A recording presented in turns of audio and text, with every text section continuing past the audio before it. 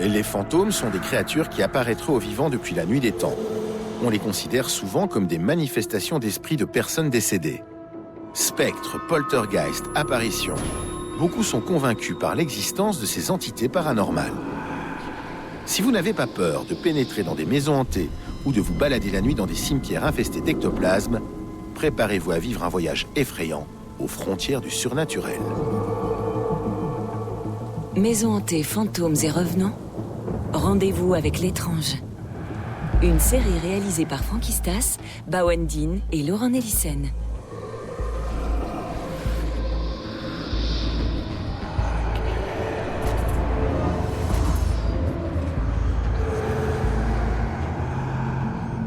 Neuvième épisode, Lucie, la plus belle histoire de fantômes.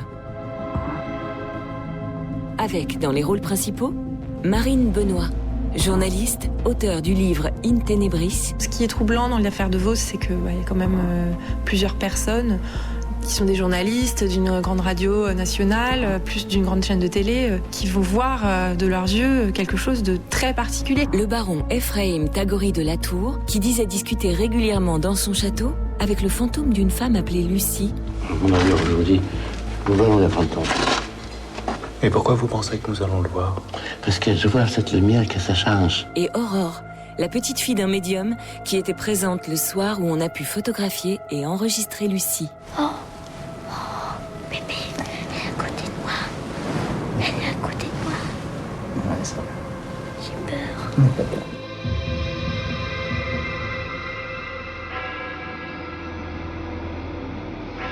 Au début des années 80 va se dérouler en France une histoire de fantôme qui va connaître un retentissement médiatique incroyable.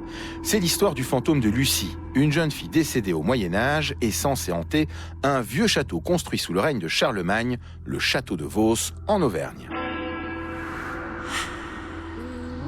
Non seulement le spectre de Lucie apparaissait régulièrement dans les couloirs sombres du château de Vos, mais lors d'une soirée exceptionnelle, le 8 août 1984, elle apparut carrément à plusieurs personnes en même temps. Ensuite, elle se laissa photographier et même enregistrer par toute une équipe de journalistes. Marine Benoît est une journaliste spécialisée dans la vulgarisation de sujets scientifiques et elle est fascinée par les fantômes depuis toujours. Elle a publié In Tenebris, un recueil d'enquêtes sur des grandes affaires paranormales. Dans son livre, elle ne pouvait pas ne pas enquêter sur le fantôme de Lucie. Lucie, donc, c'est l'histoire qui colle le plus avec le cliché du fantôme. En 84, il y a un présentateur de France Inter qui s'appelle Jean-Yves Casgas, qui a une émission qui s'appelle Boulevard de l'étrange, qui va être une émission aussi estivale, qui décide de passer un appel pour trouver des histoires de fantômes dignes d'être couvertes sous forme de reportage. Au début, Jean-Yves Casgas ne trouve pas ce qu'il veut. Et puis un jour, un historien le contacte en lui disant « Moi, dans mon village, il y a un château dont le propriétaire est un baron.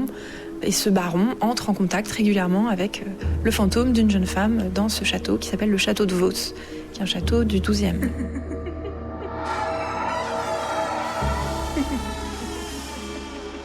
Jean-Yves Casgas se dit « Génial, ça c'est une super histoire. » Donc il prend ses valises, il embarque avec lui aussi 2 ingé-sons et s'en va pour Vos, qui est donc en Auvergne.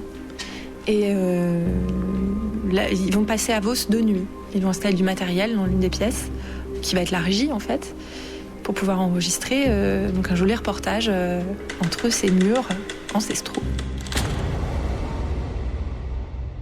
Grâce à l'INA, l'Institut national de l'audiovisuel français, nous avons pu retrouver toutes les archives sonores du Boulevard de l'étrange et du reportage captivant de Jean-Yves Casgas. En l'écoutant, on remonte le temps jusqu'en 1984.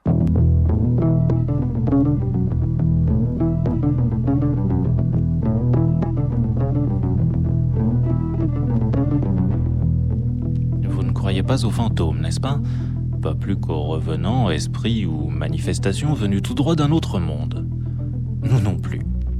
Pourtant, vous vous êtes peut-être demandé, une nuit ou l'autre, et pourquoi pas cette nuit, si par le plus grand des hasards, il n'y aurait pas de temps en temps des possibilités de croiser des réalités un peu différentes de rencontrer sur sa route des phénomènes bizarres qui échappent à l'analyse, du moins pour l'instant.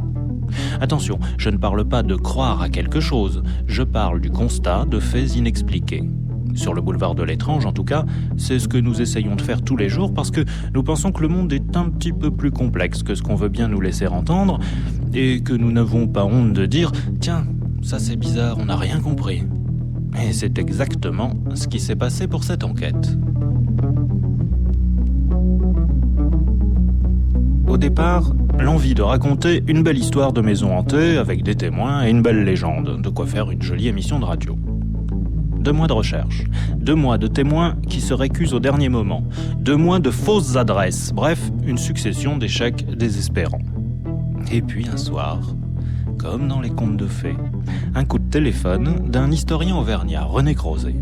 Il y aurait près de Vichy un château hanté, habité par un certain baron Tagory de la Tour qui serait disposé à nous recevoir. Coup de chance inespéré, réaction immédiate, avec Christian Rose et Jean-Michel Coqui, le boulevard de l'étrange débarque au château de Vos, dans l'Allier. Alors attention, à partir de là, rien ne va plus se dérouler comme prévu. Vous vous calez bien dans votre fauteuil, vous ne bougez plus, on commence par la visite guidée.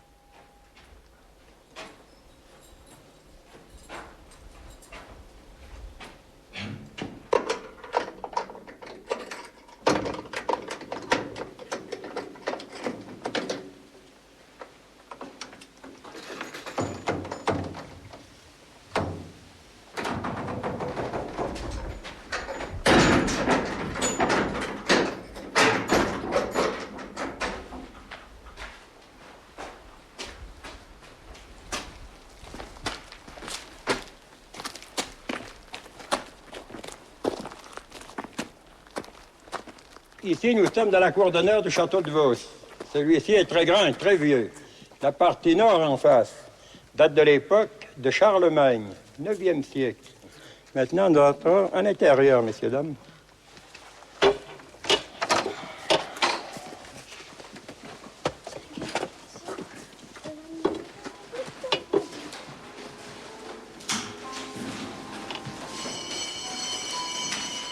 Vous pouvez admirer le magnifique chef-d'œuvre du peintre Marcel Asquin, sous le titre Les mystères du château de Vos. Car Vos n'a pas seulement une immense histoire d'une beauté architecturale inouïe, mais Vos est aussi un château hanté.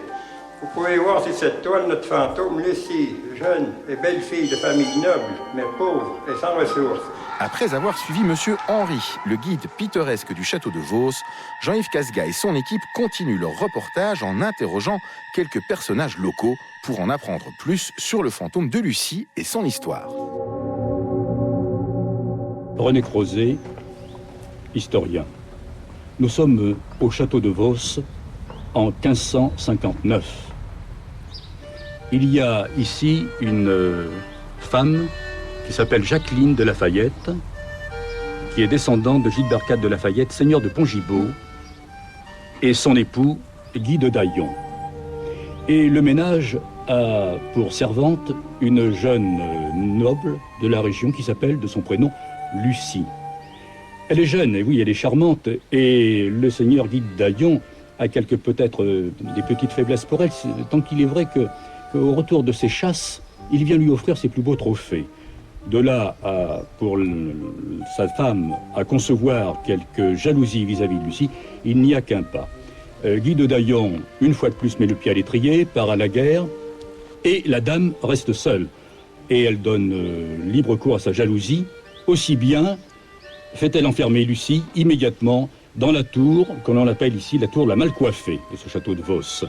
Elle y subit presque des outrages, enfin je dirais qu'elle y est peut-être fouettée, qu'elle y est maltraitée. En tout état de cause, cette malheureuse Lucie meurt, oubliée de tous, dans la dernière salle, la salle la plus basse de ce château. Pour les amateurs, on dirait une oubliette. Le jour de sa mort, la nuit plus exactement, eh bien les paysans de la région aperçoivent au sommet de la tour son image. L'image, auréolée de blanc d'ailleurs, c'est ainsi que, depuis cette fin du XVIe siècle, eh bien, cette apparition a pour nom la Dame Blanche. La Dame Blanche apparaît encore aujourd'hui au château de Vos. Villemain Richard de l'association des Amis du Château de Vos, tout simplement. Il y a un fantôme au château de Vos. Ben, on le dit, oui.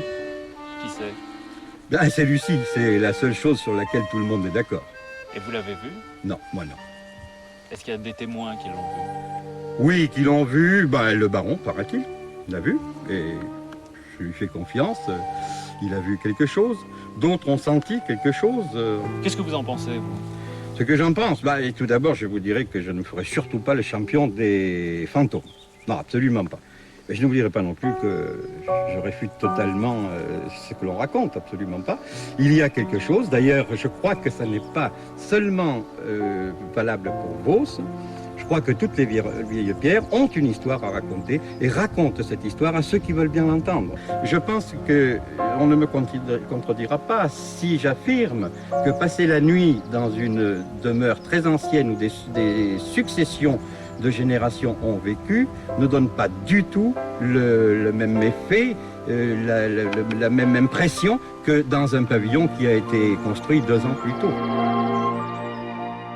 Donc, en dehors du châtelain, personne n'aurait vu Lucie apparaître la nuit dans le château de Vos. En effet, le baron Ephraim Tagory de la Tour semble être le seul à être privilégié par le fantôme. Il l'aurait vu des centaines de fois. Et il est convaincu qu'une jeune femme qui s'appelait Lucie a bien été assassinée dans son château au Moyen-Âge. Et depuis, elle cherche moyen de trouver un refuge pour son âme tourmentée. Elle se présente pour les gens sensibles, les gens qui acceptent et les gens qui croient.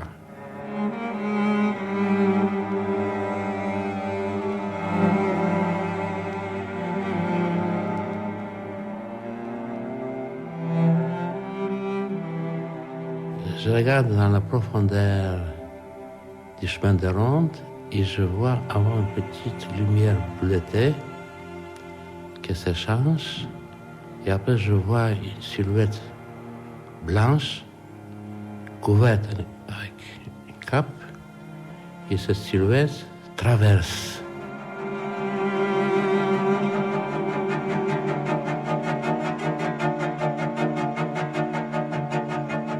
Moi, je suis convaincu et j'affirme que le fantôme de Vos existe. Seulement, il n'est pas à l'attente à tout le monde. Pas tout le monde est capable de voir les fantômes et pas tout le monde mérite d'être dans la présence d'un fantôme. C'est une poésie. Je pense qu'un poète, il a plus de chance de voir le fantôme comme un agent de police, par exemple, ou un gendarme. Riche de toutes ces interviews, l'équipe de France Inter se prépare à passer sa première nuit au château. Nous sommes le 7 août 1984. Du coup, le baron décide de leur faire une visite guidée du château. Marine Benoît, journaliste, auteure du livre In Tenebris. Et d'organiser cette visite peu avant minuit, puisqu'à minuit, quand l'horloge du château sonne, c'est le moment où Lucie apparaît de temps en temps. Donc après les 12 coups de minuit.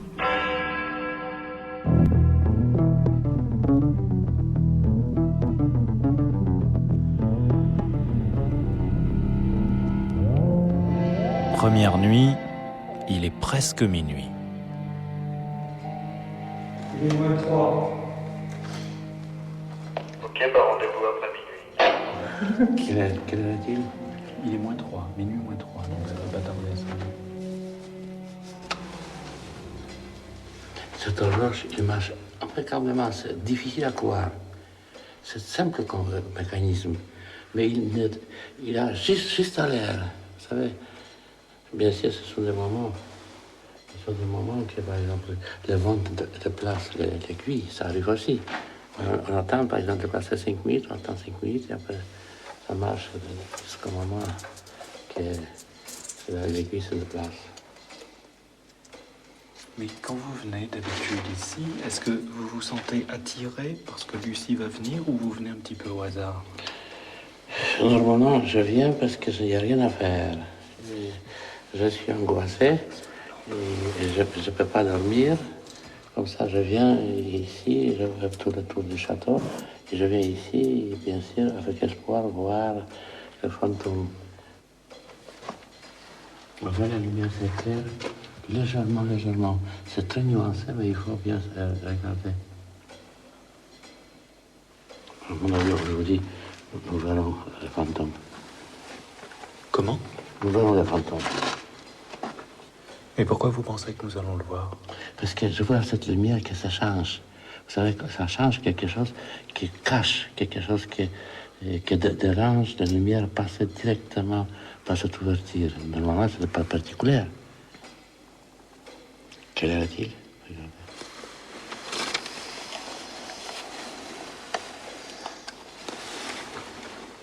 Ça devrait sonner. Ça devrait sonner. Regardez à votre montre, vous êtes réglé sur la pendule. Oui, c'est juste. Ça va sonner dans quelques secondes. C'est bon, oui. Pourquoi l'horloge ne sonne pas? C'est pas possible.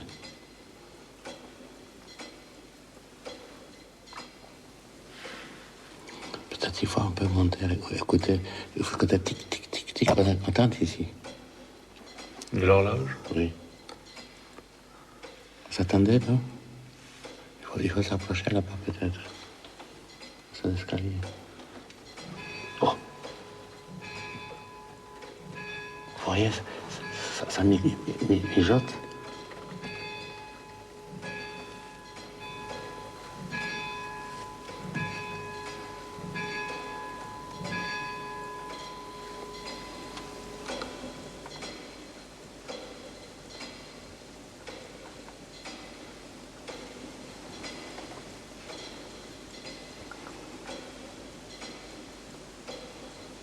Non, c'est pas la peine de rester ici. Ça n'a rien du tout. Il ne viendra pas.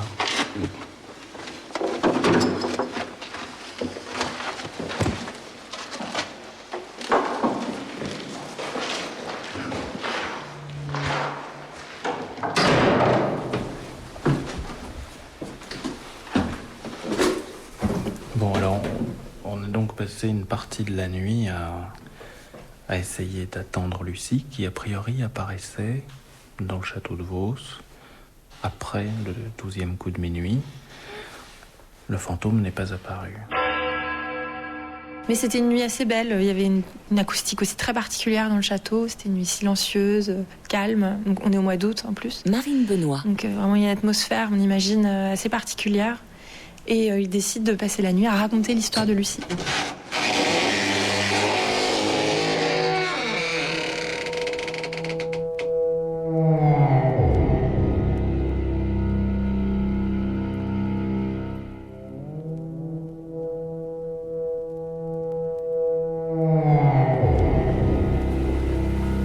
Là maintenant, nous sommes près de la tour où Lucie est morte. Alors Lucie, c'est une belle histoire. On a envie de dire il était une fois, et puis quand même c'est une chronique, c'est-à-dire c'est événementiel. Il y a une histoire. Vous imaginez une jeune fille qui est d'une famille noble mais pauvre. Vous imaginez un seigneur de Vos, un château puissant qui gouverne l'accès à l'Auvergne. Mais vraiment, un château, c'est même pas un château, c'est une forteresse. C'est donjon, 4 tours, enfin vraiment le monstre défensif et offensif. Et ce seigneur de Vos, pour rendre service à son ami, qui est le père de cette petite Lucie, va prendre Lucie au service de son épouse. Et Lucie, mi-bonne à tout faire, mi-dame de compagnie, va grandir en beauté, dit la chronique. Elle va être de plus en plus belle, de plus en plus charmante. Et le seigneur, qui s'appelait Guy de Daillon, est visiblement pas resté insensible au charme de Lucie. Et il va lui faire des cadeaux somptueux. Et en l'occurrence, il lui rapportait toujours les plus belles pièces chaque fois qu'il revenait d'une chasse, etc. Et la châtelaine, on s'en doute, va être très, très, très, très, très aigrie. Puis un beau jour, c'est la guerre. C'était tout le temps la guerre à l'époque. Et le seigneur doit partir, et il lève une troupe et il s'en va. Et à ce moment-là, le droit de haute et de basse justice, en fait le droit de vie et de mort, était transféré à la châtelaine qui restait. Et donc la châtelaine, évidemment, jalouse comme elle est, sa première réaction, c'est de prendre Lucie et de la mettre dans les oubliettes. En fait, le 3e niveau de la tour qui servait de prison, cette tour mal coiffée, dite mal coiffée parce qu'elle n'a jamais pu terminer vraiment de la construire. Et il manque la moitié des créneaux au sommet. Et alors, il y avait 3 niveaux. Le premier niveau, c'était les prisonniers qui restaient là quelques jours. C'était une peine légère. Il y avait un second niveau où là, on avait les fers, mais on avait quand même le droit d'aller se promener dans la cour de temps à autre, histoire de respirer un peu. Puis on avait un espoir d'en sortir. On allait sortir de prison. Et puis, il y avait le 3e niveau, qui n'était pas proprement parlé les oubliettes, mais en tout cas, là, on vous oubliait, puisqu'on vous jetait là-dedans. Vous aviez droit à un quignon de pain, une écuelle d'eau. Il n'y avait pas de sortie, hein. Simplement, on faisait passer par un trou central. On laissait tomber la nourriture et l'eau. Et Lucie, évidemment, va mourir, là, on s'en doute. Et alors, un matin, les paysans arrivent au château et disent « Mais cette nuit, sur la tour mal coiffée, on a vu l'âme de Lucie. Or, cette nuit-là, Lucie est morte. » Ça, c'est de l'histoire. Et à partir de là, évidemment, va naître la légende qui arrive jusqu'à aujourd'hui au baron Ephraim Tagory de la Tour qui voit Lucie. Donc Jean-Yves Casgas fait son sonore. Marine Benoît. Et puis décide quand même de passer la seconde nuit au château pour espérer capturer quelque chose dans son micro. Et pour ne pas revenir bredouille, l'équipe de France Inter a disposé du matériel d'enregistrement là où Lucie apparaîtrait, selon les dires du baron Tagory de la Tour. Jean-Yves Casgas refait le trajet prétendument emprunté par le fantôme pour décrire le dispositif et l'ambiance dans le château aux auditeurs du boulevard de l'Étrange.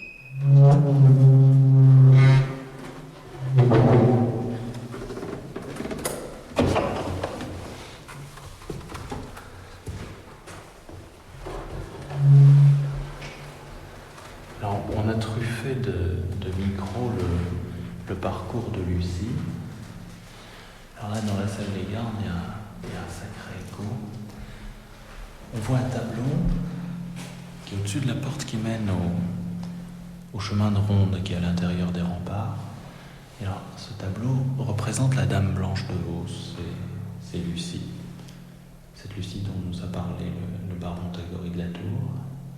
Puis à côté, un peu plus haut à gauche, il y a une chouette qui, paraît-il, a eu une mort bizarre. Mais tout est bizarre dans le château. Je crois que c'est beaucoup une question d'ambiance. Et très honnêtement, on se sent quand même très oppressé.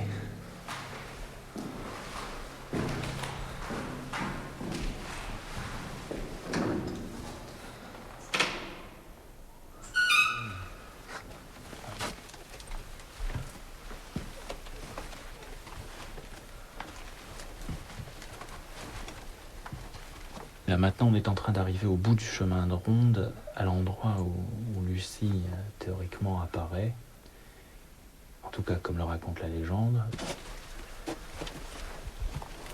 Alors là, on va arriver à la salle qu'entre nous, on a appelé la salle des pendus. Salle des pendus, mais récemment, puisque ça date de 1789, fin de la Révolution française, où donc des gens ont été pendus dans cette salle. Mais auparavant, c'était une salle que les gardes devaient traverser en courant pour passer d'un chemin de ronde à l'autre. Et c'est la salle qui est donc construite à flanc de tour des prisonniers, la tour mal coiffée du château de Vos.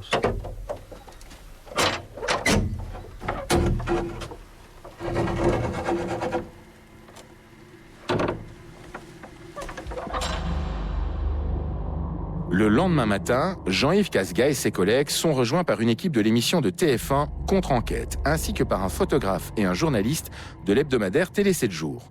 Toutes et tous viennent également réaliser des reportages et des articles sur le fantôme de Lucie. Et ce n'est pas tout. Un autre personnage, plus atypique cette fois, arrive au château de Vos pour traquer le fantôme de Lucie. Pour la seconde nuit, Jean-Yves Casgas va décider de convier un médium, en fait, pour leur séance de chasse aux fantômes, en espérant peut-être déjà avoir quelque chose de plus riche pour son sujet, et puis peut-être que la présence du médium allait déclencher éventuellement quelque chose. Enfin, c'est sans doute ce qu'il se dit à l'époque. Le médium invité au château par Jean-Yves Casga s'appelle Raymond Réan. Il officie dans la région. Alors, qu'est-ce qu'elles vous disent, ces pierres ici, dans ce château, que vous ne connaissez pas, hein? Ah oui, ça, je ne connais pas. C'est la première fois que je viens. D'ailleurs, vous m'avez caché exactement jusqu'au dernier moment le lieu même où il se trouvait. On m'a dit qu'il s'est passé des choses bizarres dans ce château. On parle beaucoup de fantômes. On parle beaucoup de fantômes. Évidemment, moi, je ne suis au courant de rien. Alors, on ne sait pas s'il s'agit vraiment d'un fantôme de défunt, d'une personne qui est en état de dédoublement, qui vient se manifester, ou alors une rémanence des pierres. Parce qu'on sait qu'une pierre qui est imprégnée, surtout de sensations fortes, on voit par exemple dans les salles de torture, ou même dans les salles où il y a des grandes joies, la pierre parle. C'est-à-dire on a l'impression de revivre, surtout les sensitifs, il n'y a pas besoin d'être particulièrement doué pour ça. Les personnes qui sont très sensibles, en particulier les personnes nerveuses, ou très émotives, peuvent ressentir ces phénomènes et les percevoir. Alors, qu'est-ce que vous sentez là? Évidemment, ici, dans une salle où il y a des tortures, vous vous doutez bien qu'on ne sent pas des choses très gaies. Ce qui est intéressant, c'est de focaliser surtout mon attention sur ce fantôme, je suppose. Oui, alors c'est là que Lucie. je vais insister. Lucie, oui, je ne sais pas pourquoi on l'appelle Lucie. C'était son prénom. C'est votre... il est connu donc. Oui, Ouais, c'est une femme qui est oui. connue, une femme qui est très connue. Bon, moi, je pense que cette femme, d'après ce que je vois, elle était brune. Elle était brune, enfin moi je la vois brune. Et je vois que c'est une femme qui a dû rester assez longtemps ici au château.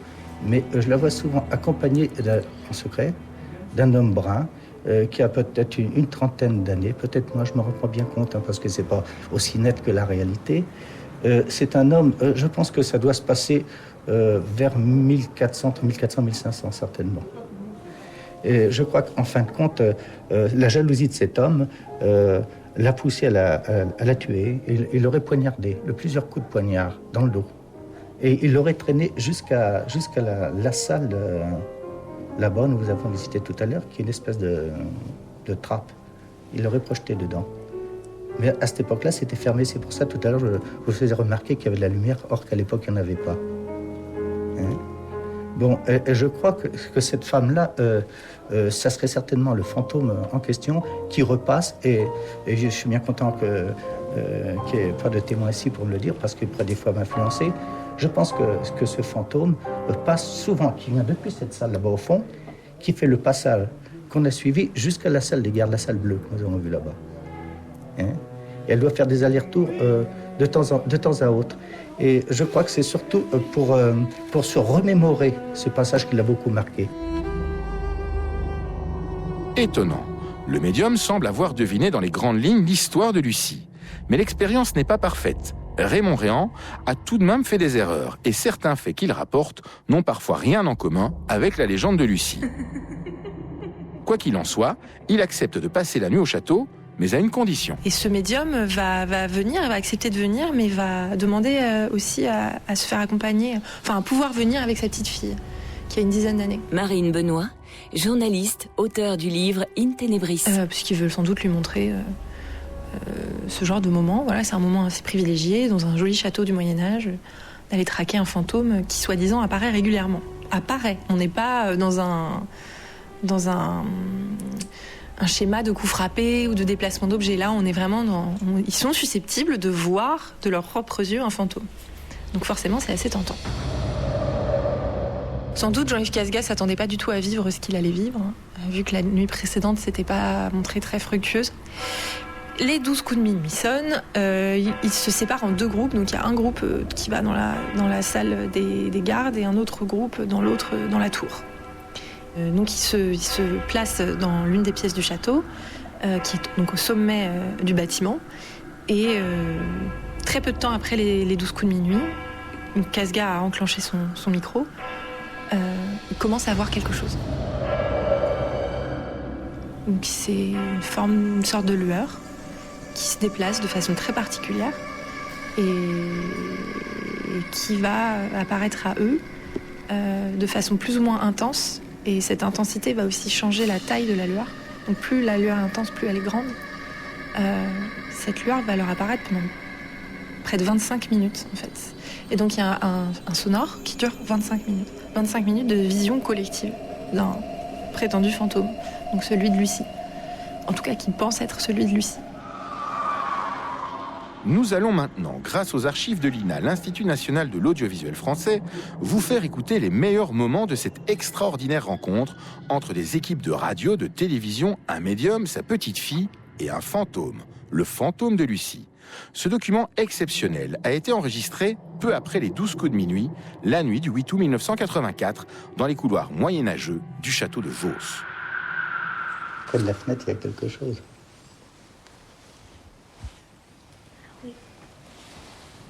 Sur la gauche. Oui, qu'est-ce qu'il voit? Personne ne le voit? Moi, je le vois. Mitraille à gauche de la fenêtre. C'est quelle fenêtre? Ici, là. Cette fenêtre-là. C'est face à toi, face à toi. C'est la lumière de dehors. Non, non.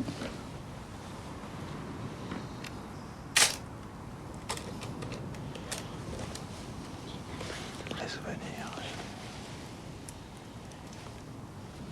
Oui, ça avance sur la gauche encore. Qu'est-ce qu'il voit? Personne? Plus maintenant. Non. Ça s'allume, ça s'éteint. Oui. Oui. Ça se déplace, c'est un peu plus sur la gauche encore. Oui. C'est plus mon endroit. C'est faible, hein? Quelque chose de plus grand. Ça s'agrandit.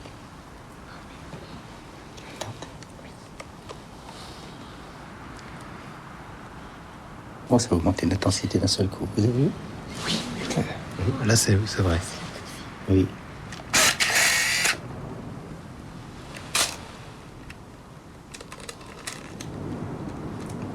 Tu le vois? Ça prend de l'intensité, là. Ah oui. Là. Ah, on le voit bien, là. Ça grandit. Oui. Ça va certainement prendre de l'ampleur. Attends. Regarde. 2 points. On voit des petits points qui circulent autour.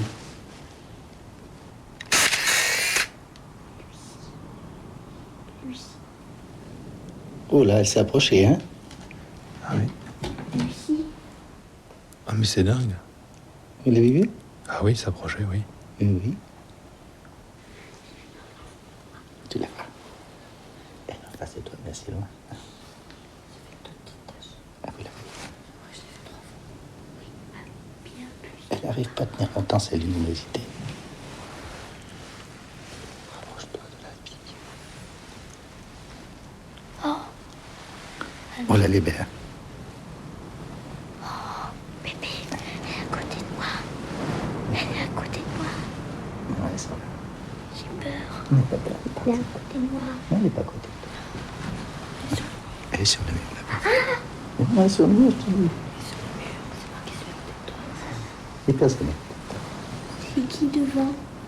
Où devant? Là. Où? C'est l'ombre qui m'en est. Non, elle est tout à fait sur la gauche de la fenêtre, là-bas, le long du mur. Tu la vois maintenant? Oui. Elle ne viendrait pas te faire peur. Elle est trop gentille pour ça. Où elle est maintenant? Elle s'engage dans le couloir. On n'est pas peur. Elle est dans l'encombrement de la porte. Je vois pas. Ils doivent commencer à la voir à l'autre bout, là-bas.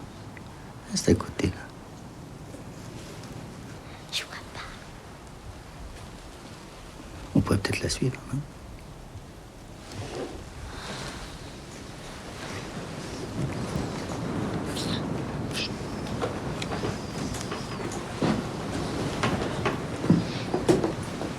Lucie. Là. Il faut pas se trouver dans l'axe de la caméra qui puisse la prendre. Elle est là. Viens. On s'approche. Viens, j'ai pas peur. Qu'est-ce que c'est là? Comment? Viens, j'ai pas peur. Non, il faut pas aller plus loin que là pour pas être dans l'axe de la caméra. Non, ce qu'on va faire, on va s'approcher du mur, peut-être sur la gauche. Comme ça, on verra ce qui se passe dans le...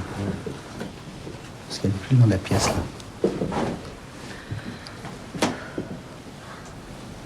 Elle est où maintenant? Je ne la vois plus. Ah non plus. Elle ne voyait plus, non? Elle est partie.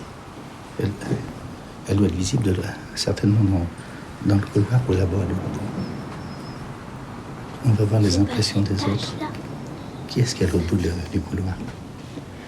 Mais le baron et l'équipe. Il y est? Oui. Ah oui. C'est dommage qu'on ne peut pas savoir l'heure qu'il est. Ah, c'est pas là. Si, il me semble. Ben oui, pourquoi c'est Là. Oui, Là. oui, non, c'est pas ça. Chut, tais-toi. Vas-y. Oui. Attends. Oh, elle est blanche. Elle est blanche.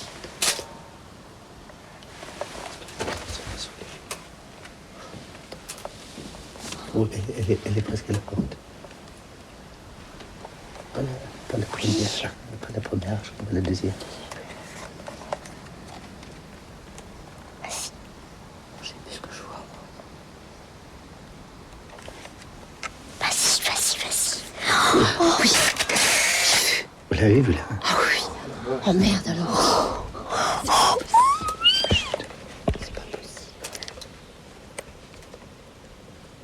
Oh là là, alors là, j'ai jamais vu ça. Regarde. Elle va faire apparaître son corps.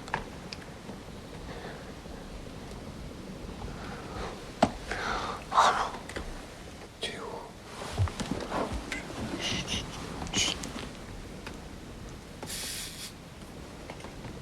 Regarde. Oh, elle a été forte, hein? Oh, dis donc. Elle fait des efforts quand même pour se montrer. Ouais.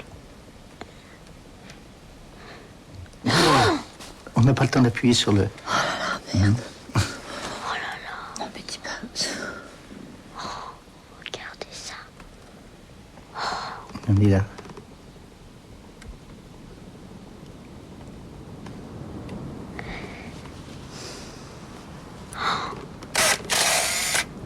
Sa silhouette. Ah non.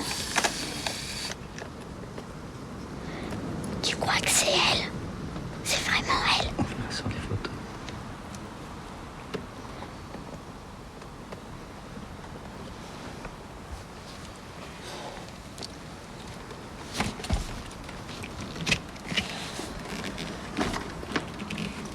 Oh, regarde.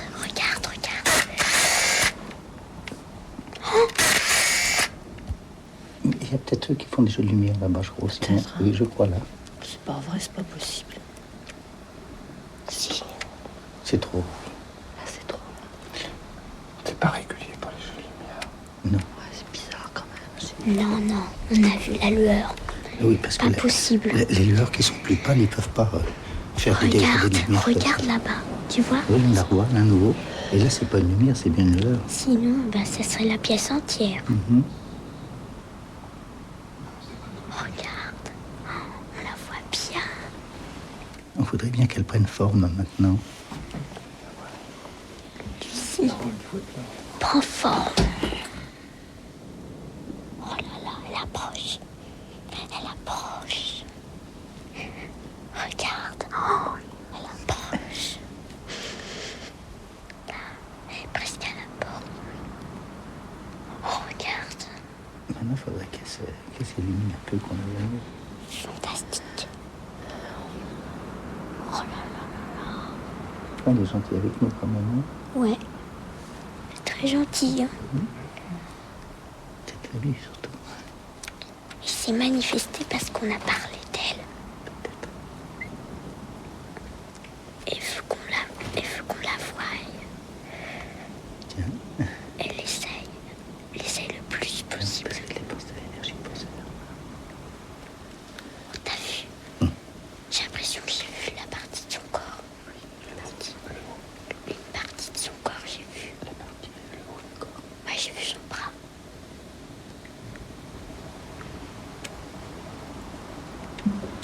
Regarde là. C'est pas pensable. Hein. Regarde. Ah, voilà, vous avez vu?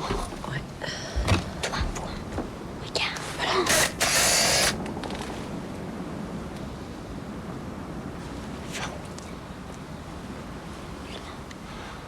Elle est proche là. Formidable.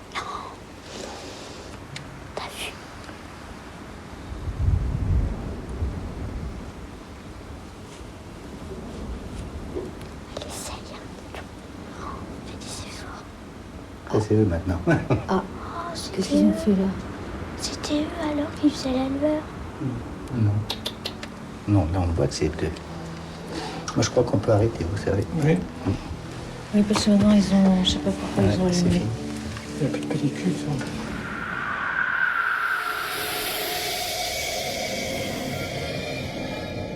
Pour enquêter sur l'affaire du fantôme de Lucie dans son livre In Tenebris, la journaliste Marine Benoît a écouté et réécouté chaque seconde de cet enregistrement unique.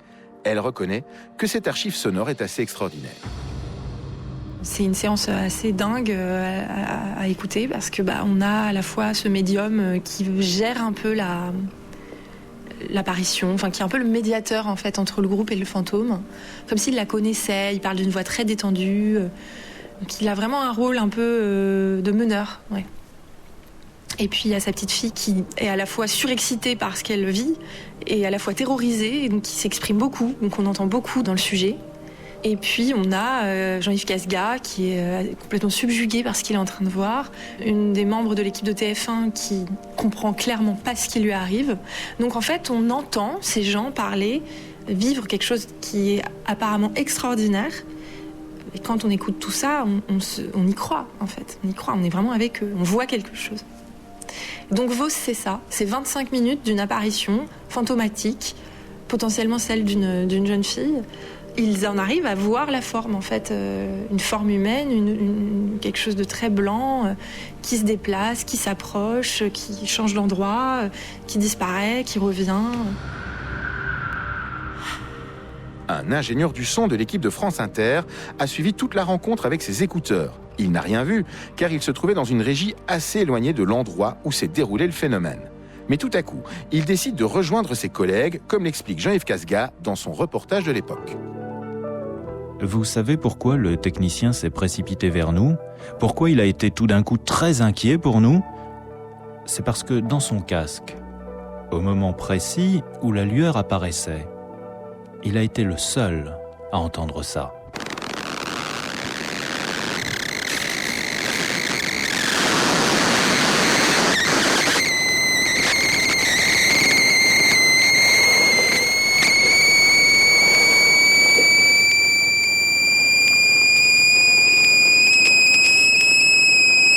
Analyse du son effectuée par la maintenance de Radio France. Fréquence 2 kHz. Niveau croissant. Signal décharge d'un condensateur.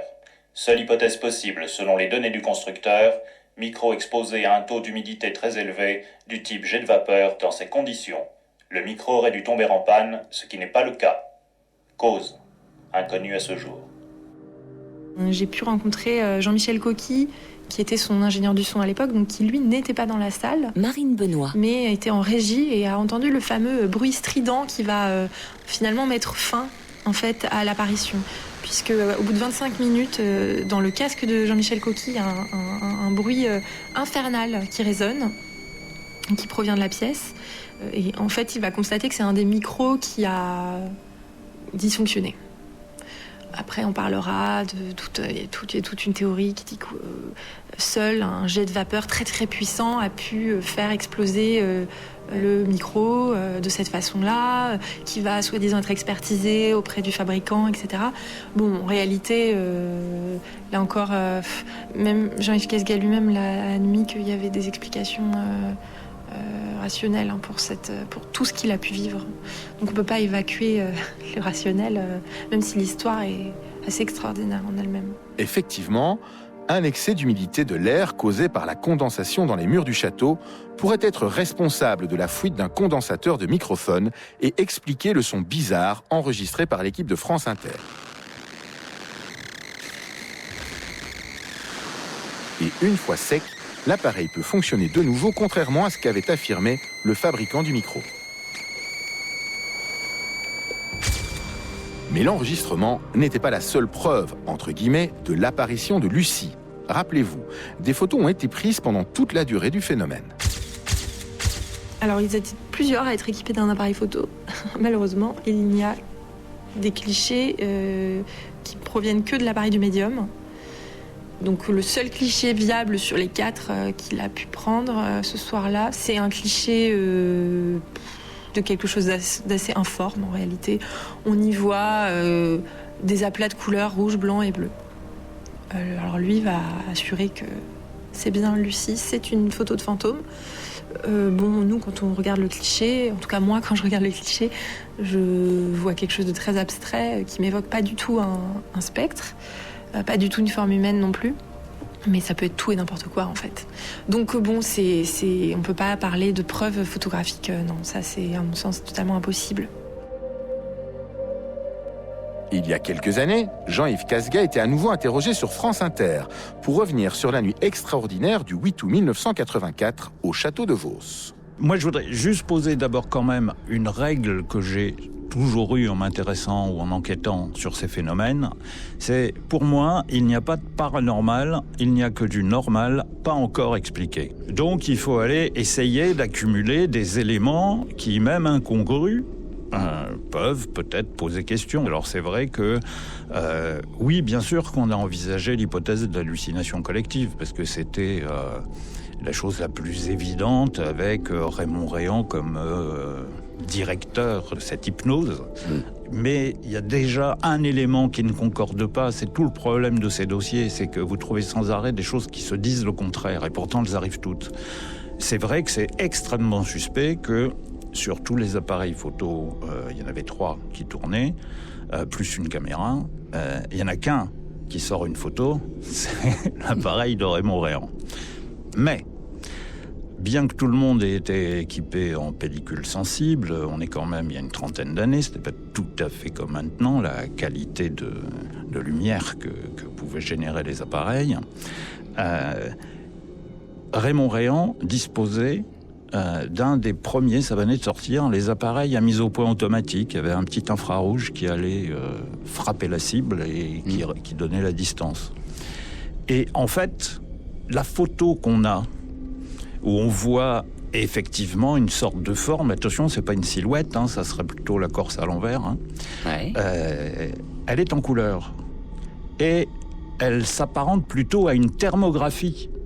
Ça va du rouge au bleu, et donc ça va du chaud au froid, quoi. Mais si la photo ne représente pas grand-chose, ce qu'elle montre pourrait néanmoins avoir un lien avec le phénomène qui s'est produit ce soir-là et dont a été témoin Jean-Yves Casga. Dans nos yeux, enfin dans le chemin de ronde, ça a été comme une explosion. Parce qu'en fait, on a suivi une sorte de pulsation lumineuse qui était assez intéressante parce qu'elle n'émettait pas et elle n'était pas projetée. C'est-à-dire, c'était vraiment un truc autonome et qui pulsait. C'était comme une respiration. Ça grossissait un peu, et puis, mais très très lent. C'était très très doux. C'est pour ça que ça durait si longtemps et ça se déplaçait tout doucement en allant vers le chemin de ronde en partant de la salle des pendus.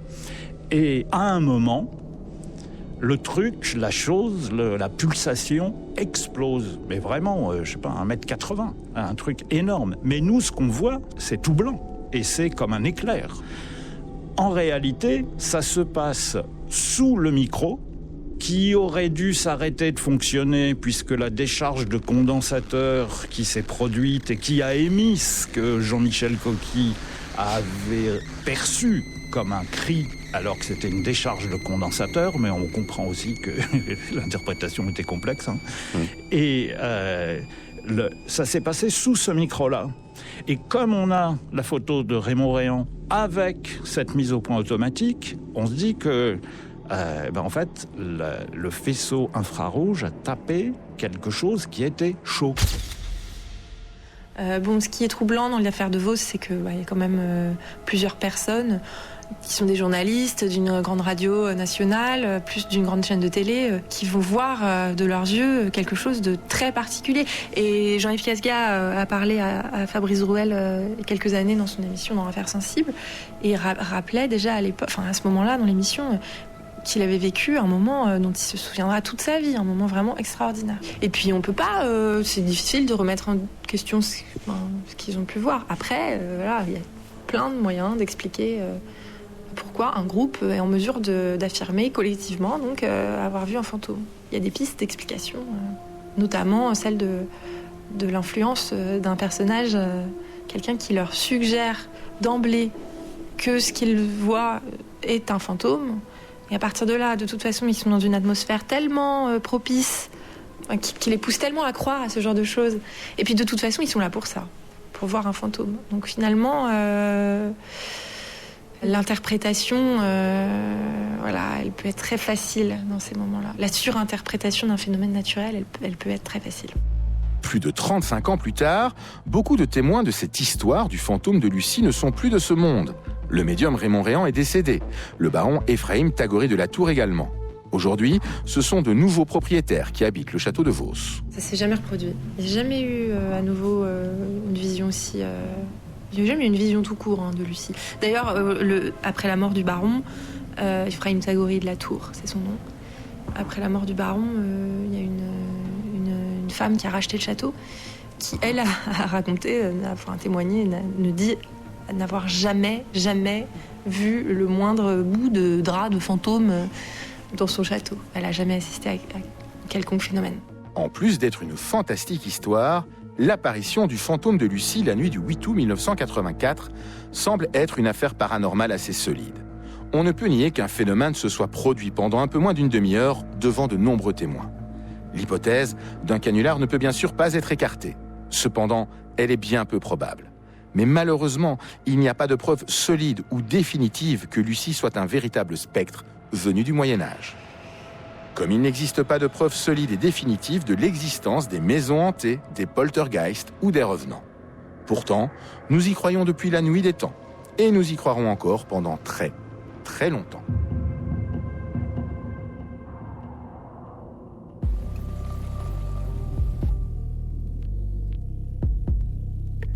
Tous les épisodes de la série consacrée aux fantômes et aux maisons hantées sont disponibles sur Ovio ou sur la page podcast du site lapremière.be.